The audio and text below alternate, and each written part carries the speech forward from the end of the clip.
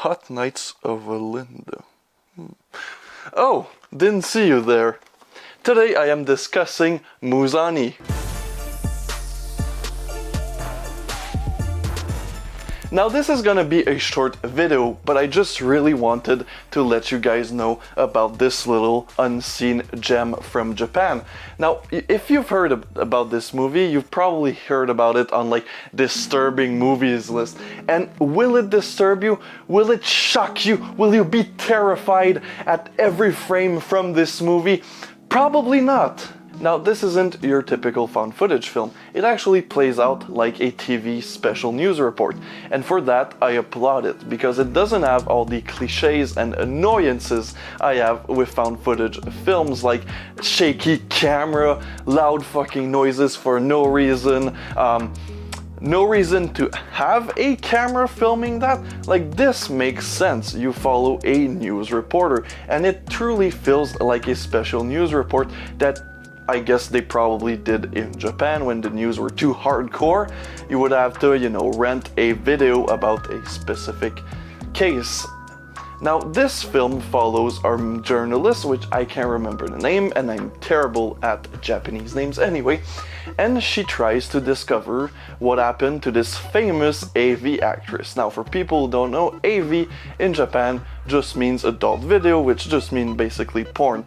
And she tries to find what happened to this disappeared porn star. Now, that porn star did specific fetish films, which were menstrual mania. Now, that's a thing, and that's why people lump this with disturbing films, because period blood, gross, period porn. Like I said, not my thing at all. I actually gagged during those scenes because that's something I can't really deal with. But it's no kink shaming here, and it's not because a movie has a weird kink in it that it makes it disturbing. Like, it's porn with period blood. She tries to find out what happens to this actress, and she interviews porn specialists, which, funny title, I should be that. I want to be that when I grow up. And people from her production companies, directors, actresses, so she follows that through. And one day, she gets, when she interviews a guy from the production company, he says, we received a tape in the mail which contained our actress's Mai Tsunami, I think, murder on tape.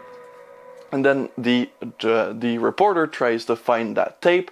Eventually, they do find a connection, and she sees the tape. I don't want to say more, because it is truly a fun adventure, and I want everyone to experience it firsthand for themselves. Do not watch any spoilers. That's what I did, and it kind of ruined the ending for me.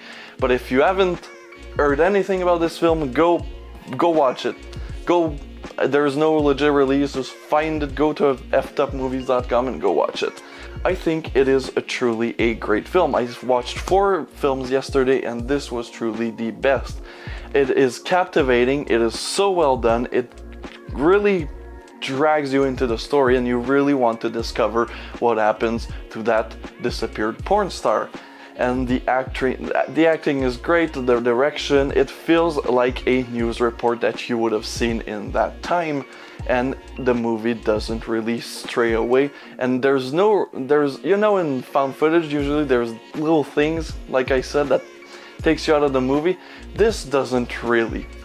Now, would I recommend this film to any horror fan? Probably not. If you're into the mainstream, nothing wrong with that, but this isn't your film for you. Now, if you're trying to get into more underground, more obscure films that really push the envelope, I would recommend this as a good start. It is not too extreme. There's truly like 2 or 3 scenes that make you go like, whoa.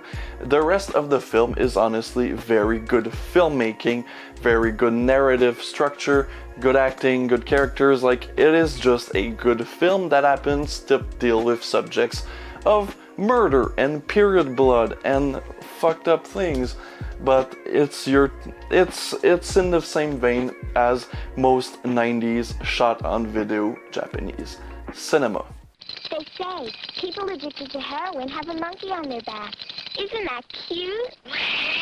Things go better with Coke.